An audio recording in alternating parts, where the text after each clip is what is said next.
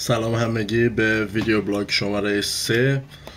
What did I just say? I said hello everybody and welcome to video blog number 3. Why did I say it? Because this is the video blog that we're gonna talk about my roots, the cultural things, being a Persian, living in the Netherlands most of your life, not knowing that much of like your roots. Well, basically, as I said in my previous video blogs, I was like 2 or 3 years old when we came to the Netherlands, so I didn't know that much of my country.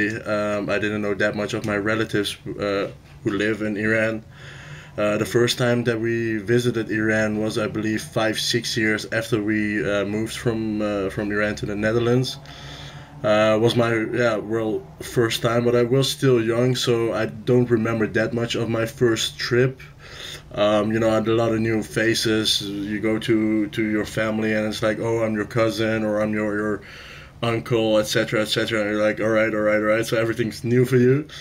The second time I went back was for my older sister's her wedding. She wanted to have a wedding in Iran as well, which I really like. I would probably, have the same thing, have a wedding here and have a wedding there. And the third time was when I finished school, the primary school. When I finished that, I went there. Stayed there at my sister's house because she had to, stay in Iran for a couple of years to get everything ready for her to come here with her husband.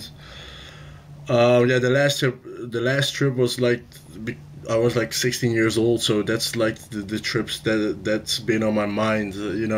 That's the trip that you're actually old enough to understand what goes on in your own country. The good things, the bad things. That's when I went there. I had the feeling, seeing my nephew, seeing my cousins and everything. It all came at one, why I'm the way that I am right now, why I'm like different from the Dutch people, why I'm different from like the Turkish people and everything. When you go with your relatives and you're old enough, especially with your cousins, nephews, you hang together. You go to the parks, you go to chill, you go work out together, and then you see there are some stuff missing here. The Dutch people are more like silently, I would say. Well, the Persian people are more like happy and always together, do stuff together. I also went to Los Angeles because I have also a lot of relatives living in the States. It was basically the same as Iran. That's what I really like about Los Angeles. It has a lot of Persian. The population is very high there, and basically it was just like Iran, but then like more modernized. I stayed there for 1 month and was like one of the best times of my life. I'm planning, I was planning to do my final internship there, but it didn't work out that good. They didn't have that much spots there, so I gave that one up. And especially now when I want to go to the university, for me it's the best thing to, just stay here. Being a Persian, when you're a Persian, people expect from you to do great things. In the family, you have like my lawyers, doctors, like dentists, so everybody expects the same thing from you. That puts a lot of pressure on you, and that's the main thing I see here. When I go to school, I always try to, get the best out of it because failing is not an option. If I would fail, I would be scared to go to my parents' house and say, listen, I failed for a test and I have to do the whole semester again or something like that. There's just something that's just that ain't right, because your parents help you, they help you growing up, they did everything for you. And then, it's kind of like a disrespect to your family and to your parents when you go and say like, well, I failed for this test, or I failed for my work or whatever. So there's a lot of pressure on you. That is good and that's bad as well, because having a lot of pressure, sometimes may get you crazy, or you may go crazy. well, thank God it didn't happen with me. The pressure actually really helped me to, keep developing myself. Just keep going, keep going, and keep going.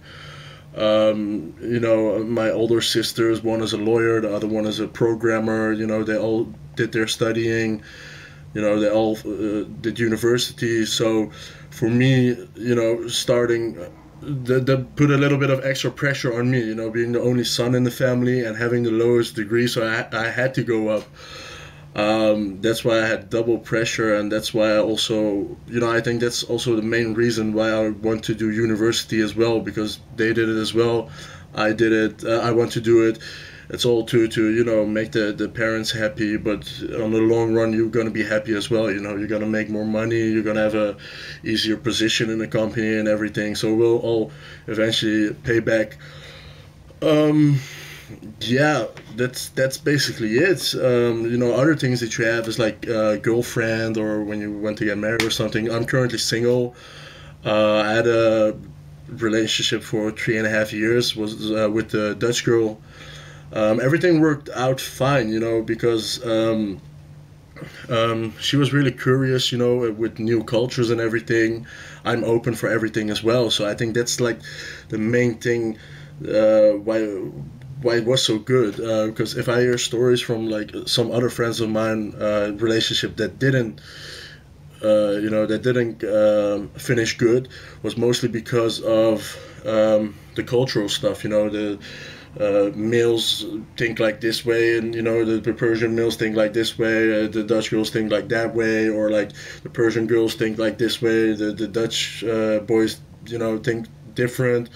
But like in every relationship, communication is the main key, and was the same thing. So I wouldn't say it's impossible. It's definitely possible, and I think also not having the pressure, because in our culture it's also sometimes the pressure of the parents, of the family, that you have to have